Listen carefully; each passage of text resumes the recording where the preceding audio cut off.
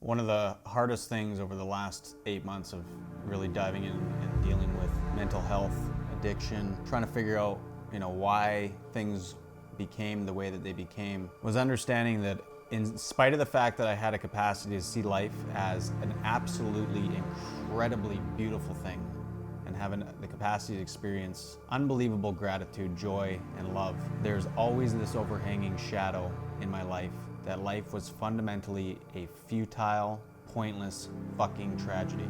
And here's the thing about that. I'm looking at that as recognizing that's not true and that's not how I want to live my life. But that's not a belief that was just, I woke up one day and said, hey, let's look at life in the most bleakest form that we possibly can. That sounds good. That happens through trauma, through unresolved things. A lot of it had to do with shit that happened when I was a kid. And this is the reason I'm saying this, is a lot of this stuff happens to a lot of people. A lot of this stuff has happened to you. Doesn't matter what it is. Like, we don't compare traumas. I'm not saying, like, my childhood, I say, was dark. It was dark for me, but it was a fucking cakewalk compared to the shit that a lot of other people have gone through. But nonetheless, for 2, 3, 4, 5, 6-year-old Jay, it was traumatic. And that's what I have to deal with. I'm saying this because I want to give people that space and talk about these things so that people can say, wow, me too. I'm not the only one.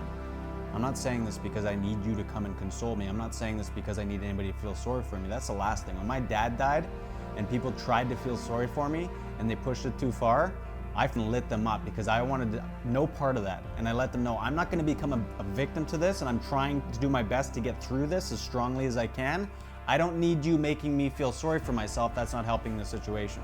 So aside from what misconceptions, I know that people are going to misunderstand and misrepresent me all the time. I'm putting my shit out anyways. Aside from your bullshit, instantaneous headline reading assumptions about what my intent might be, I'm not here to get anybody to feel sorry for me. I'm fine with being quiet and living my own life.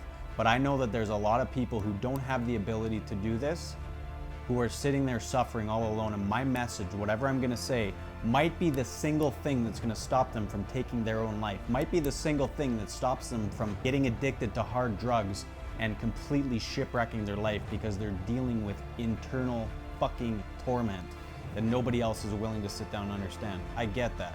And this is something that's been coming to my mind lately a lot, is that unless you have been in that place where you have felt such darkness that you can understand, that you can actually understand why it is that somebody would inject heroin into themselves or why somebody would take their own lives, you don't understand. So when it comes to matters of mental health and suicide and addiction, until you understand that, do everybody a favor who's suffering through that and keep your fucking mouth shut and keep your thoughts to yourself, because you know what? The fact is, you don't understand, and that's on you.